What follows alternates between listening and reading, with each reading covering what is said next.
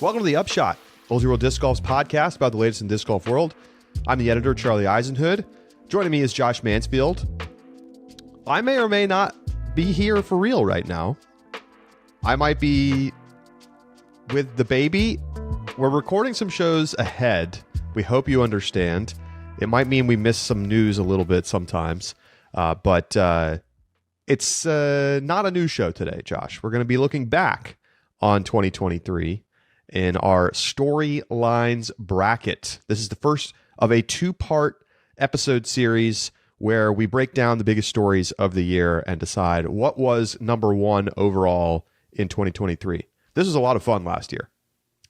This is always one of the best. I mean, some of these shows that we're pre-recording are honestly the ones that like we look forward to most throughout the entire year, that gets referenced, that we kind of like make mental notes and real notes about what's going to be included. These things are a blast. It's going to be a lot of fun. So last year we had a 16-team bracket. We are going to move up to a 20-team bracket, or no, 18. We have two play-ins. Okay, we're going March Madness style. I got some play-ins into the 15 and 16 seeds. And we'll see. Maybe we could get a shock upset. Maybe we get a shock upset in the first round after one of these play-ins gets into the bracket. I know what the 1 and 2 seeds are, and I'm going to say unlikely, but unlikely. You never know. It should be unlikely. It's just like the NCAA tournament. Now, That's new right. rule this year, just like in college basketball, there's going to be a possession arrow.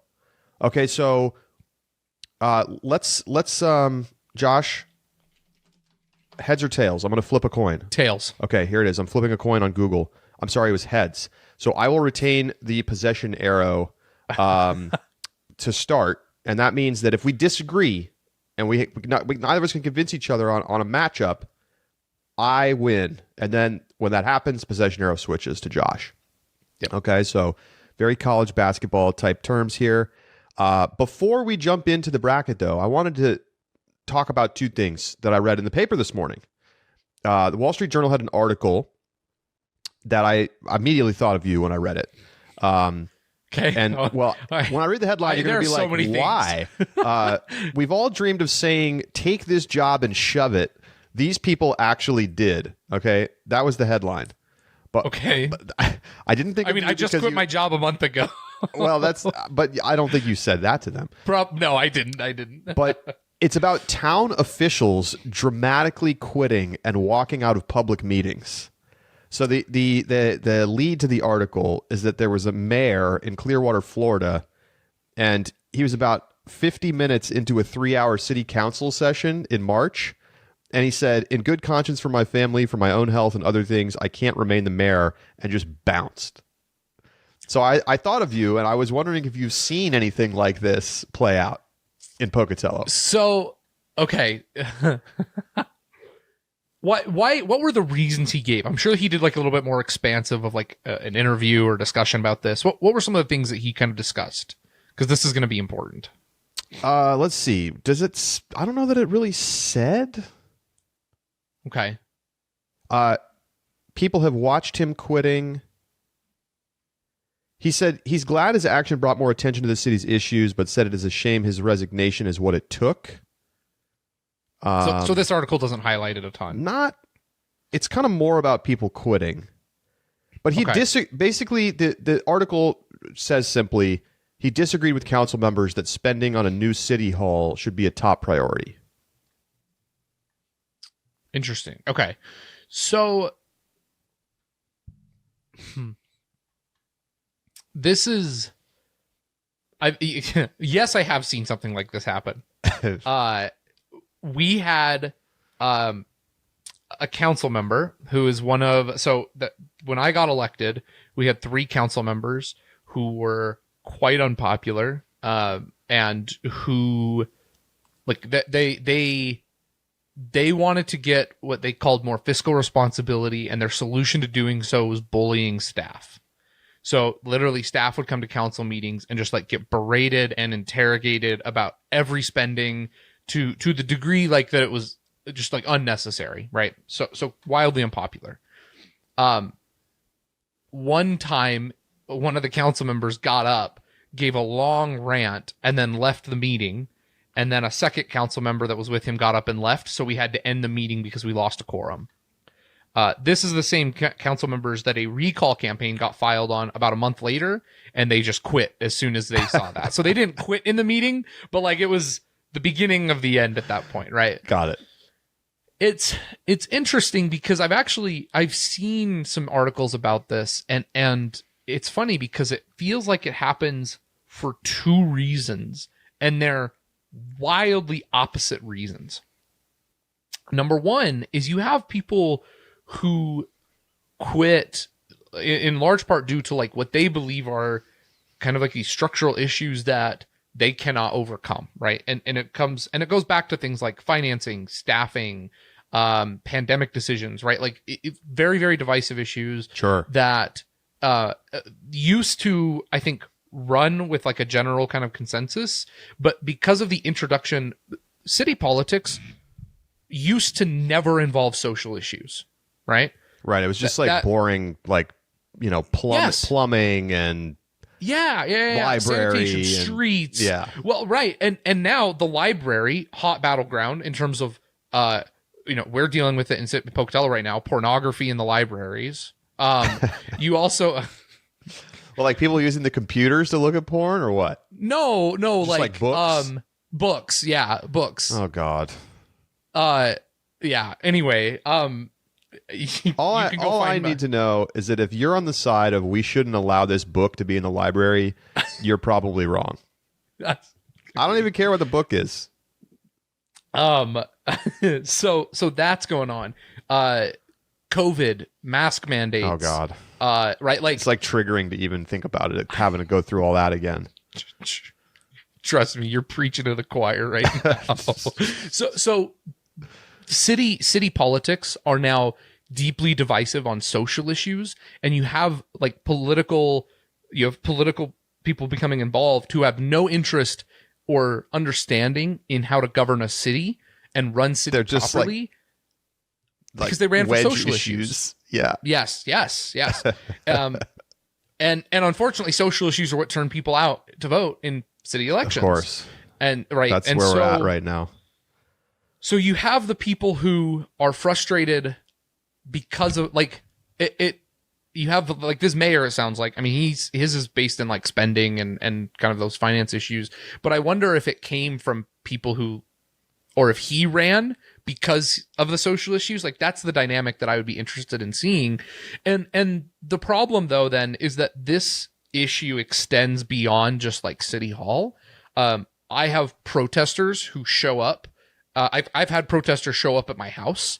When I walk to church on Sundays with my wife, there is a group of people who are very active in the library debate, and I get stopped on the sidewalk and harassed about it. Oh my God. Like it's and I do so for like minimum wage dollars per hour, right? Like it's not like I'm making bank because I'm on the Pocatello City Council. It's a lot of hours and it's a lot of work for not a lot of money. And so I can understand why people would just get up and leave.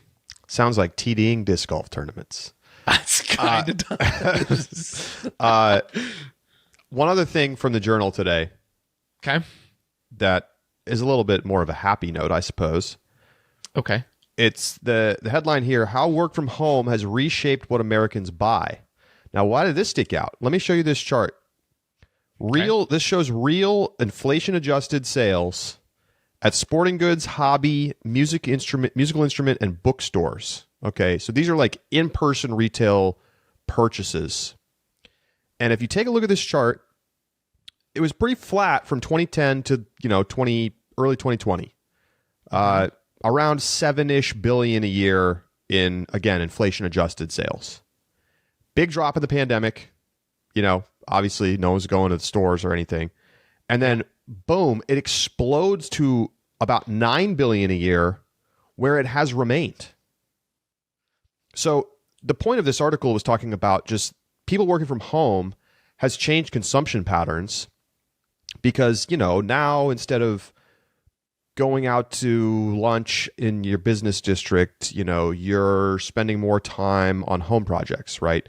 Lowe's and Home Depot sales are like revenues are way up for those companies since 2019.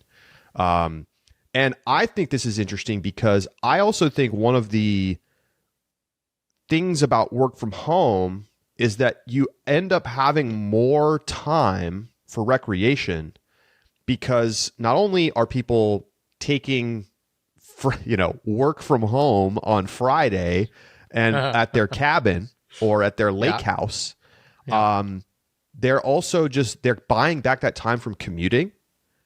That means they have more time for recreation. And so you look at this chart, right, and we're seeing like a substantial increase in what I would basically call recreation spending. Mm-hmm. And I think that could be a long-term tailwind for disc golf. I mean, certainly we could all look at the pandemic and understand why disc golf had its pop, right? Yep. Outdoor, cheap activity. And like a lot of outdoor recreation did really well during the pandemic.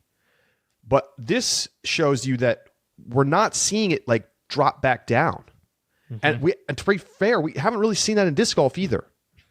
Like disc sales have receded, but I just saw Steve Hill. I was out in San Diego for Ultimate, and I saw Steve Hill, who lives a little north of the city, and we got a beer, and I was asking him, like, what are you seeing in the UDisc numbers? And he said, rounds are still up. Like, we're still seeing more total play time. Now, this is specific to UDisc, and so always hard to have a exact clear measure from that. But I think we could see, like, this is the new normal, that higher levels of disc golf participation is going to be what we see for the long run, and that we're not going to see a drop down back to 2019 levels ever. Like that, we're already way past that. Yeah, I think that's a great point. And I think the reason it feels like a contraction to us, think of that chart again. In the pandemic, when it dropped to half of what typical spending was, think of that as an inverse point for disc golf, right? And then there's disc golf's chart. You flip that low point to the high point of disc golf because everybody was buying discs, everybody was playing disc golf. We had that boom because of the pandemic, and now it's settling into what are typical consumption trends around the country, which are lower than our boom, but still higher than pre-pandemic levels. Yep. Interesting stuff. Keeping an eye on this.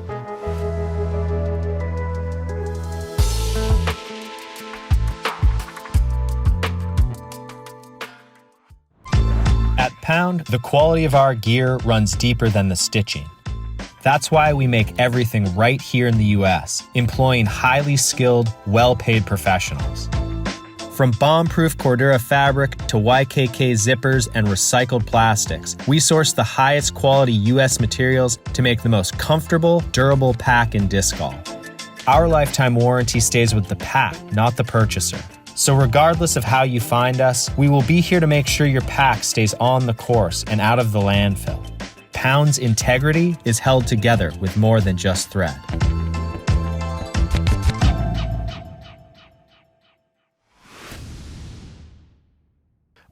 All right, let's get into our bracket. So rather than give you all the matchups at once, which is hard to keep track of, we're just going to go one at a time. And so we begin with the play-ins. In our first play-in, this is for the 16 seed spot. The winner will face... It's a juggernaut, I got to be honest, in terms of storylines. The winner will face the number one overall seed, which is the entire year of news and debate about transgender participation in FPO. And so that's the initial decisions, everything that played out with the lawsuits from Natalie Ryan, United Series, that's all one storyline. We could have probably broken this up into 3 or 4 different things, but we didn't. So here it's like playing a Duke all-star team, right? Like if you could build the best Duke team to ever play by combining all players together, like that's what you have waiting for you if you win your play-in. So here's the play-in. The play-in matchup is the return of Ken Climo. He's like back, right? He comes back out. He commentates the entire time at the USDGC, gets rave reviews, and just feels like we saw Ken Climo be a part of the disc golf scene for the first time in a while. That's going up against Paul McBeth's streak at the World Championships of finishing first or second every year for a decade coming to an end. as he obviously did not finish 1 or 2 this year. Josh, what's your feel on this one? I think in a vacuum, the Ken Climo would be the bigger deal, but it wasn't well advertised.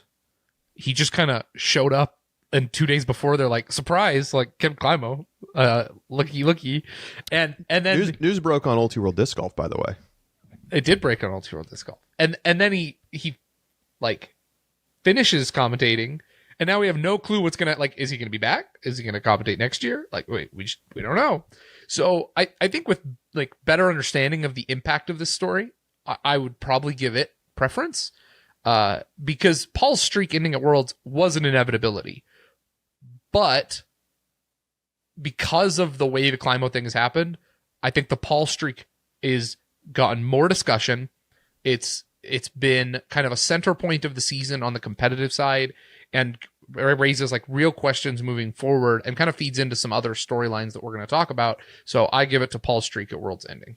I am not going to disagree.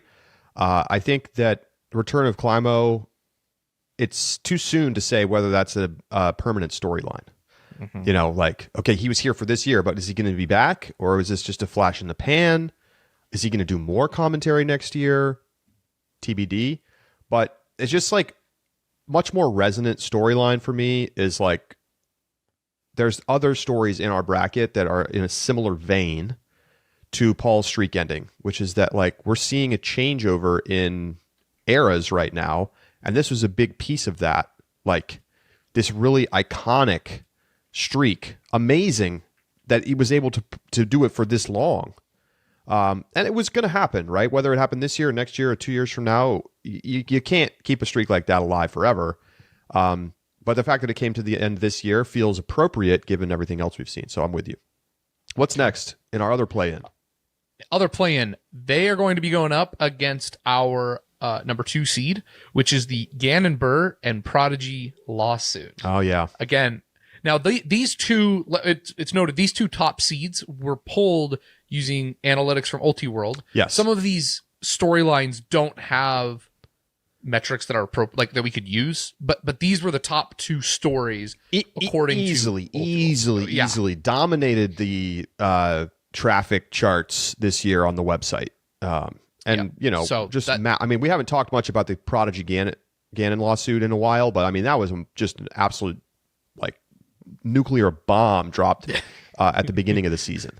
Yes, yeah, it was. So that's how we kind of seeded a couple of these storylines. So that Gannon, that's the number 2 seed going up for the play-in. Number 1 is OB Gate at the Throw Pink Women's Disc Golf Championship with Holland Hanley advancing. And then the play-in number 4 is the Who Let the Dogs Out. Matteo, Owen Scoggins both get wins this season. Okay, well, from a recency standpoint, I think people are going to be tempted to like be like, yeah, the Holland Hanley thing, that was, oh wow, that's already lost luster for me. I mean, okay, yes, is it a story? Was it an interesting moment? For sure, but it's not like that on its own decided that tournament, and it's not like it was some obvious like attempted cheating situation. Like, I think people are being really disingenuous if they say that, well, Holland knew and she actively cheated. How are you supposed to have known from the tee bot? Like, if you haven't been there and seen that angle throwing from that tee pad, and you think you can see that OB line as close as that disc was, give me a break. Now, did Holland maybe, you know, should she have thrown a provisional? Yes. Should the card have been paying more attention? Obviously. Should we have all the debates about the officials? Yes, all that stuff. But like this on its own is going to be forgotten by next year. Yeah. On the other hand, when we talk about Matteo and Owen Scoggins, I mean, that's not going to be forgotten anytime soon. To me, that was one of the great stories of the year, that you have these older players who've been grinding, who've been close, finally get wins. Mm-hmm. Tremendous story from the season. And like one of the feel-good moments of the year. So I think easy for me. Give me the dogs. Look, if you really think the OB gate should be more important, you may still have a chance. We've got our gaffs bracket coming up as well. That's definitely going to be the gaffs bracket. And that will be in there, and that will make a strong contention. So it is not dead. It's just playing in the wrong league right now. So I'm with you. Matteo owns Goggins, giving me the dogs. All right. All right. So main bracket. We go to the main bracket. We are going to do this is our pre-quarters round of 16, Sweet 16. Congratulations to all the stories for making it into the bracket. A quick mention of some honorable mentions that didn't make the bracket. Eagle doesn't win an Elite Series or a major for the first time in quite a while during the season. Still had a really solid year. Speaking of Eagle, he got his surgery, Josh. I don't know if you know this. I saw that. Have we not talked about this? I don't know that we talked about him actually getting the surgery. We talked about that he was going to get the surgery. No, I know we talked about it because we talked about how we think Eagle locked up his contract with Discmania if he's willing to go get a surgery in his contract. Sure, but I'm saying that he's actually physically received the surgery at this point. I thought he'd had it. Anyway. Because I didn't know he was getting surgery until I saw a recovery pic okay, with his arm taped up. See. So I wouldn't have brought it up prior until knowing. So he went live on Instagram a day or two ago. Okay. And I jumped in there to see what was going on. And he was chatting. He was talking about how he felt like he had a good season. He was kind of under the radar this year, despite playing quite well. And I agree with that, actually. I think that because he wasn't winning, like people weren't talking about him a lot, but he's still up at the top, especially in the second half of the year. I mean, he played awesome. And he said he's hoping his target for return is All-Star Weekend. And he said he wants to talk to the Pro Tour and see if they'll let him play lefty the whole weekend. And he wants to see how they feel about that. Can the Pro Tour write a rule that says he's not allowed to play lefty? I mean, I think if he demanded that he be able to play and then played lefty, that would probably be okay. But it seems like the kind of thing where you want to check in with the Pro Tour about it, right? But clearly, all right. Anyway, he is thinking that he's going to be able to be back competing for essentially the beginning of the season. That'd be cool. That would be cool. I hope he's right. I mean, what is it? It's about, if he got the surgery like 2 weeks ago. About 4 months. 2, 3. Yeah, it's like, 14 weeks or something like that. Yeah, 3 and some change. Interesting. Yeah. So that was one of our honorable mentions. Kyle Klein, winning USDGC, joins the US champions list. Nice. Sorry I didn't make the bracket, but wanted to give him his due. Katrina, strong start, terrible finish. Very strange year for Katrina Allen. Gets an honorable mention here. And then Nate Sexton's cash streak coming to an end. That one is the one that feels like it probably could have made a play in at least. Could have. Me. But it didn't. If it was up against Paul world streak, who do you take? I would take Paul's. Yeah, exactly. I don't think I'd change the play-ins, but yeah, I mean the Sexton thing, I think the reason the Sexton thing deserves a little bit more credit is we talked about the Sexton streak every week because Sexton's like, ooh, am I going to step over that line? I don't know. Sexton birdied 5 straight holes to salvage his streak. Yeah. He was flirting with disaster for a lot of the season. And then it ends and we're like, all right, well, it was good knowing you. And then we just forgot about legitimately him. Also just an incredible streak. An incredible story. To avoid injury, DNFs, all that stuff for all that time, amazing. Yeah. Okay, into the bracket we go. Here we go, round of 16. We start at the top, and you already know what it is. Paul's streak at Worlds, the number 16 seed going up to the number 1 seed, the transgender debate and the United Series and everything that happened this year vis-a-vis Natalie Ryan. Josh, what do you think? I think if we had a season with a single dominant player and Paul doesn't take first or second at Worlds, then to me, well, I don't know. I don't know if that even changes it. That Paul's story is important and it's interesting, but I consider it a subset of other storylines, and honestly probably could have even been rolled into another storyline that we'll get to. The transgender participation in FPO is like the number one seed for a reason, and I don't think Paul's 16 seed is going to be able to beat it. Yeah. If nothing else, the Paul thing was a snapshot of one weekend in the season, whereas this transgender debate has literally started before the beginning of 2023, rolled through the entirety of the year, and basically didn't cease being like a almost constantly talked about story until maybe a week or two after the implementation of the United Series stuff. Mm-hmm. At which point, Natalie was playing in tournaments but not playing well, so people weren't talking about it.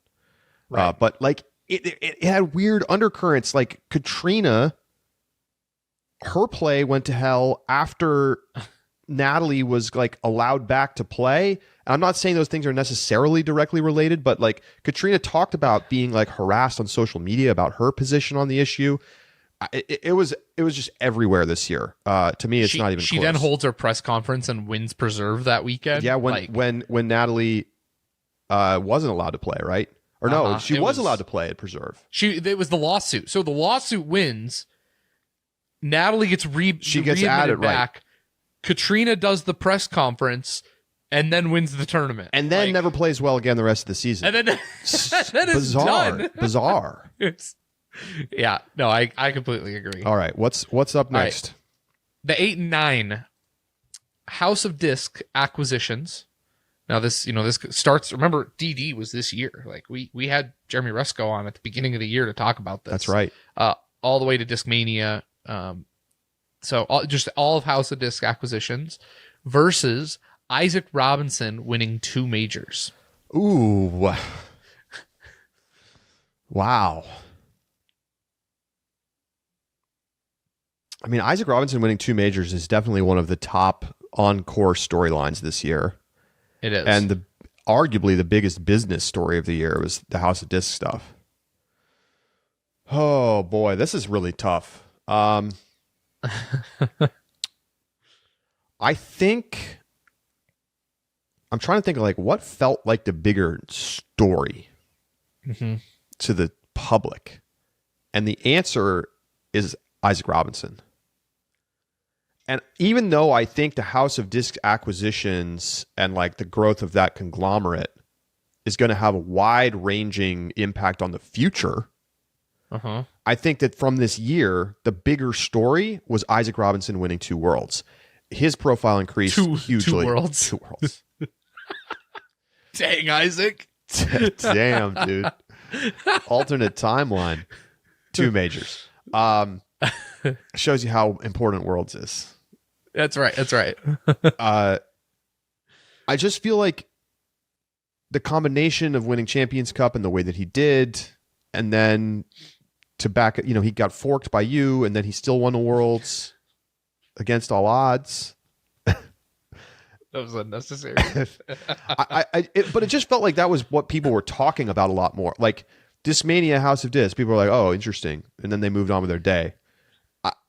Obviously, the lasting legacy is likely to be favored on the House of Discs front, but the bigger story this year was Isaac Robinson, so that's what I'm going with.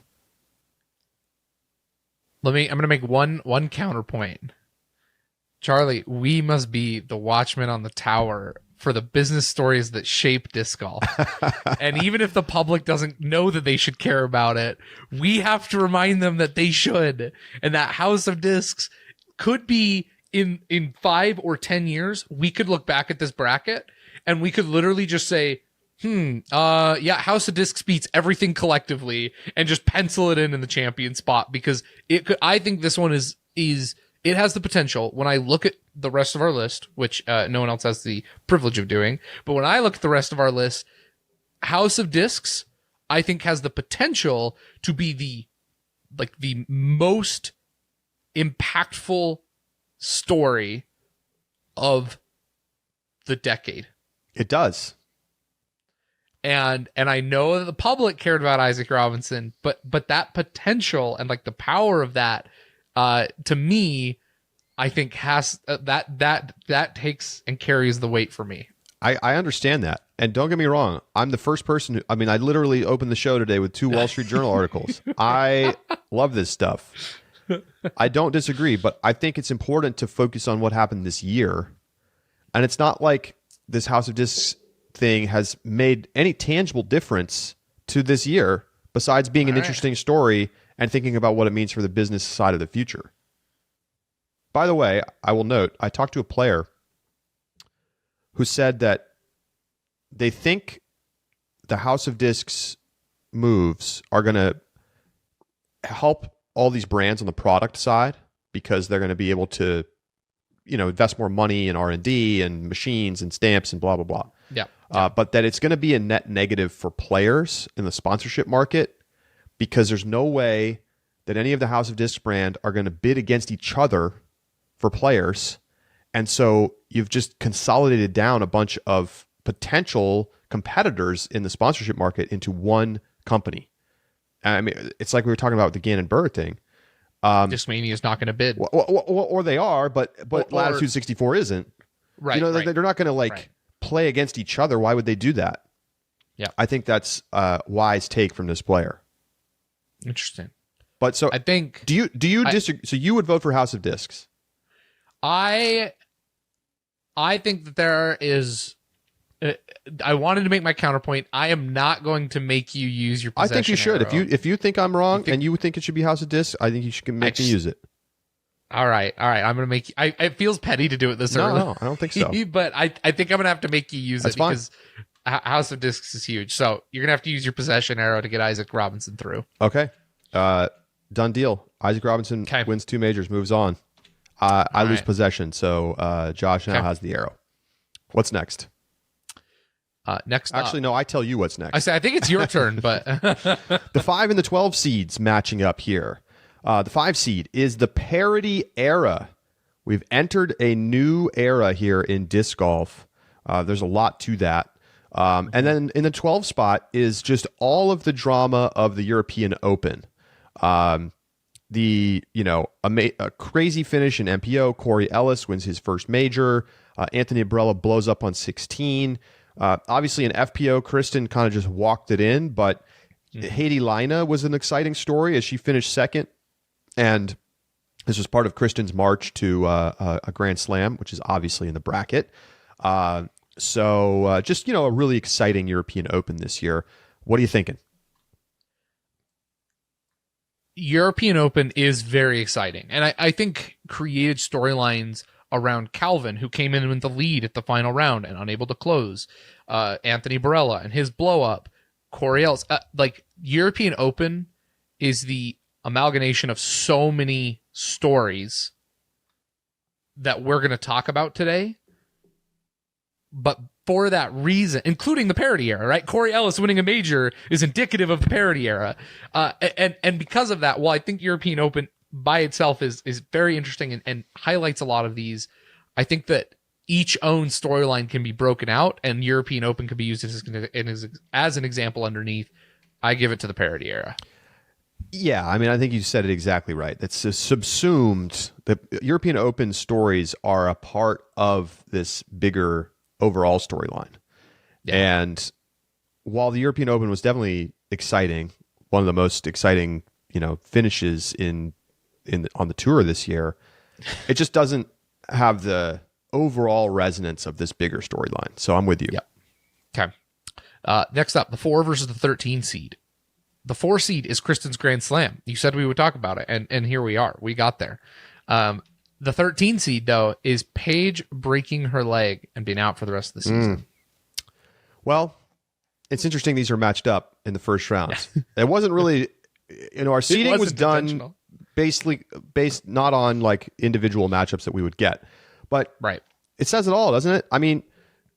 Kristen Grand Slam, I think, has a chance to be a real dark horse in this whole contest. It's definitely going to beat Paige breaking her leg. Very unfortunate for Paige. Who knows if she's able to play? If she's able to play European Open, could she compete? She's played so awesome at the Beast in the past. Would she have had a chance to beat Kristen? I'd say no. Kristen was that good, but you wonder. It leaves you questioning. But Kristen pulling off the first Grand Slam in FPO is something that we're going to talk about forever. And Paige having an injury is something that's going to be a footnote in her career. So easy call for me, Kristen Grand Slam. No argument from me. All right, we move on. The 3 and the 14 seeds. Another interesting matchup here. Another good matchup. DGPT expansion news on both categories. So we have at the number 3 seed, DGPT acquires Jomez. And of course, this kind of started at the beginning of the season. Jomez was doing camera work for the Pro Tour, and then suddenly we get the big news.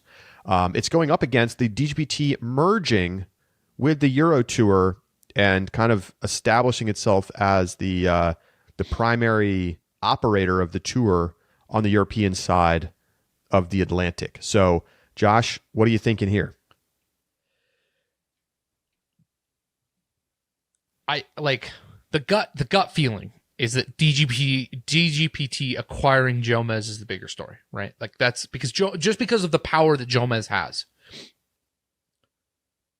But I think the problem with that storyline is it was crazy news, and then we all forgot about it and hardly talked about it because we didn't see any change or meaningful impact to like disc golf as a whole. The Disc Golf Pro Tour merging with the Euro Tour is going to fundamentally shape the way disc golf looks next year. It's going to have elite series that give European players opportunities to compete and like be a part of the tour series. It's going to have this global standings and point series.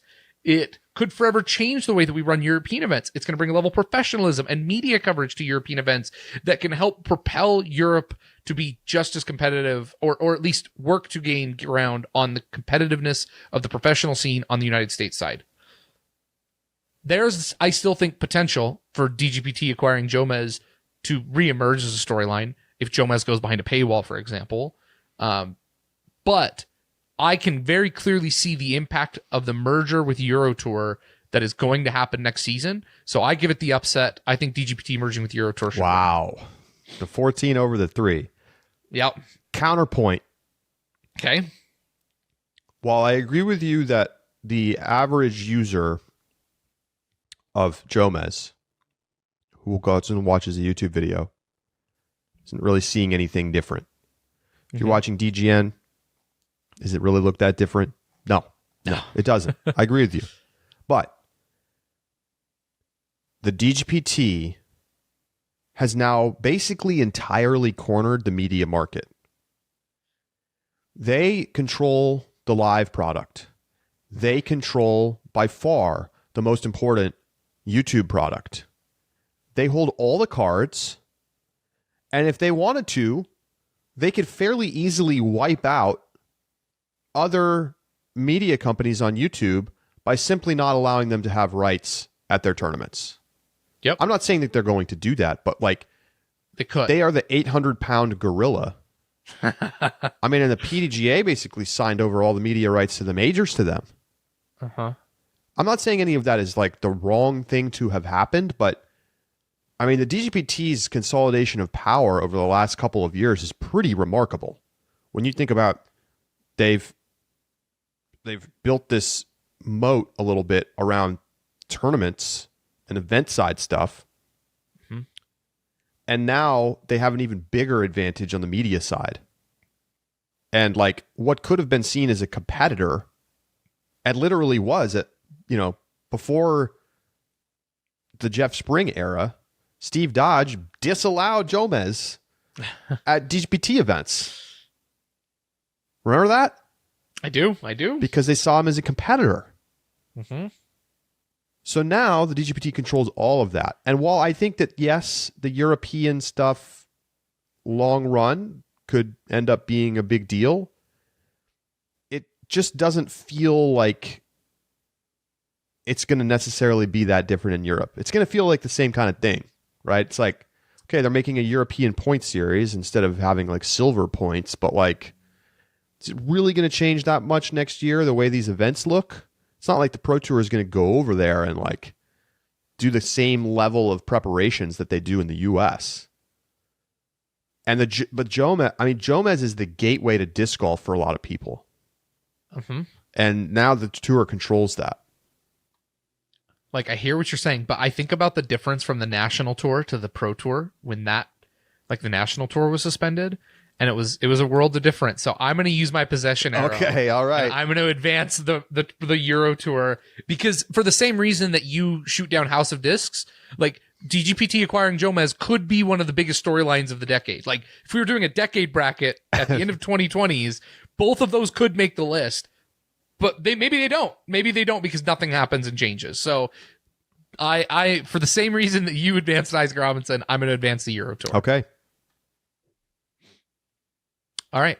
Next up then, in the 6th seed, Calvin's disappointing dominance. And everything that includes. I'll handle that. Yep. The 11th seed are the Lone Star signings, and kind of the splash that they made coming in as a new manufacturer. Ranger team, Nico. I just wish the dog's name had been Ranger.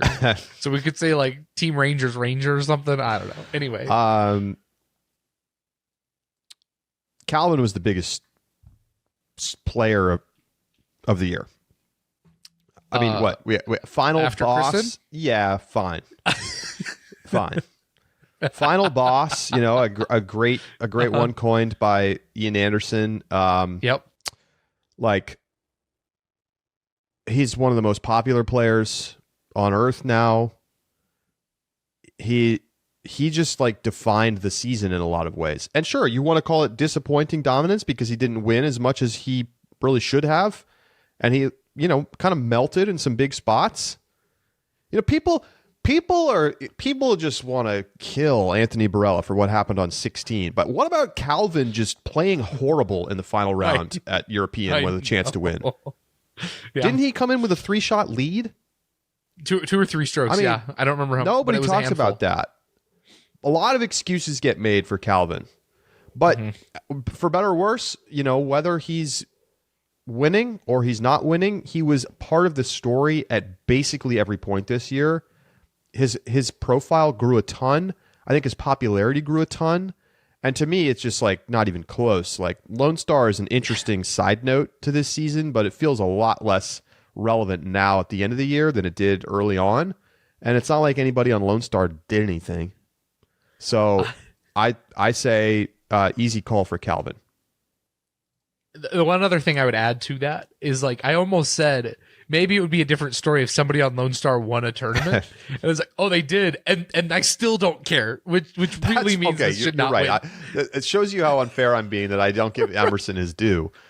Right. But I still don't care about the Lone Star stuff. Like, it's amazing how much more they would have had to do to break into my consciousness through the entire season. It's still a legit story. I mean, I think they've really expanded their presence a lot through advertising, marketing, sponsorships, and the Ranger team thing, which was smart.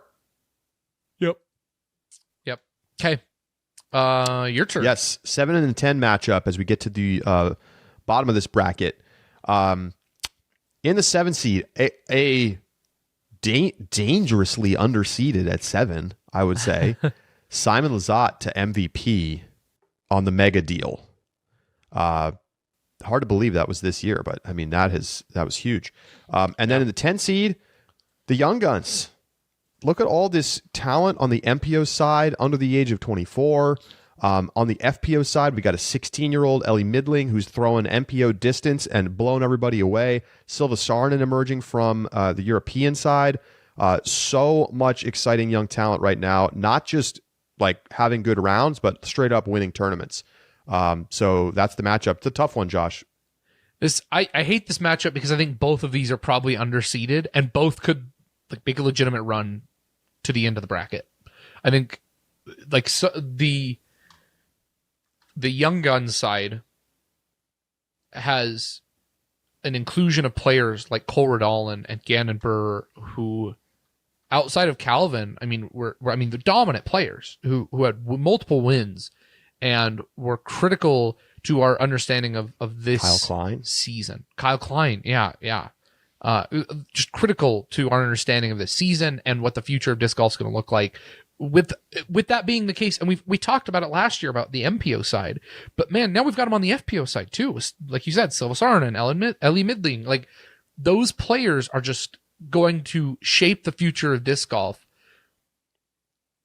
But Simon MVP is the most impactful signing since Paul Macbeth, and may remain the most impactful signing for another 5 years.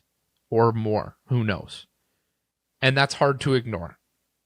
And as much as I want to give it to Young Guns, I think Simon MVP has to be the storyline. Even if it got a little bit quieter as the season went on, it is still the most important sponsorship move since the GOAT. Well, like, did it even get quieter? I mean, they dropped the Simon line late this year. Time lapse, people true. buying them like crazy. Mm-hmm. You know, MVP's popularity has boomed because of this. I mean, I think the Young Guns are exciting. It's an exciting part of the story of the season, but like it gets me back to there's already a bigger category in this bracket with parity era, and Simon MVP like was the splash story of the off season. Yep. And so I think I'm in total agreement. All right, the last one then we have our play-in winner, who let the dogs out, Mattione Owen Scoggins, going up against Gannon and the Prodigy lawsuit. Charlie, which one's going to take this? Well, I'm glad we get to give our due to Matteo and Owen for getting their wins and having awesome seasons and inspiring us with, matching their exciting, fun personalities with the wins on the course. That just feels like a special year for both of them. And even if they never win again, which is definitely possible, like they'll always have this one. And super fun, great story, love it. But from a storylines perspective, from what it meant to the season, like there's just no question the Gannon Prodigy news, like this is not, and it's not just that was like explosive news that a company was suing one of its players. It's that it sets precedent for the future. It once again in a different way than when Prodigy originally changed the sponsorship market by, cutting players in on equity.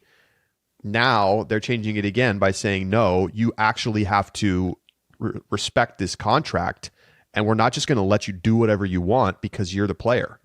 And even though I think Prodigy maybe took some L's in the court of public opinion on this, it's not like they were wrong. No. And they won. And they did. And Gannon played out the contract and didn't publicly disparage them. And, now we'll see what happens with that moving forward. But, I mean, it was easily just a huge story about, how this works, who has the power in these contract negotiations. And this was a real, after some very high profile breaches of contract. And I'm sure they were all negotiated on the back end and there were buyouts paid by like Rick when he left Innova and all that. But this was like, no, we're not interested in you breaching contract. We're not interested in you and getting a buyout. You're staying here and you signed an agreement and it's settled. So that's where we are. And I think that's an easy win. So that's round one. That's round one. So we move on to the quarterfinals, which we will break down along with the rest of the bracket in our next episode. So thanks for tuning in. Here is your quarterfinal matchups. It's the 1 versus the 9, the transgender and United Series stories up against Isaac Robinson winning 2 majors.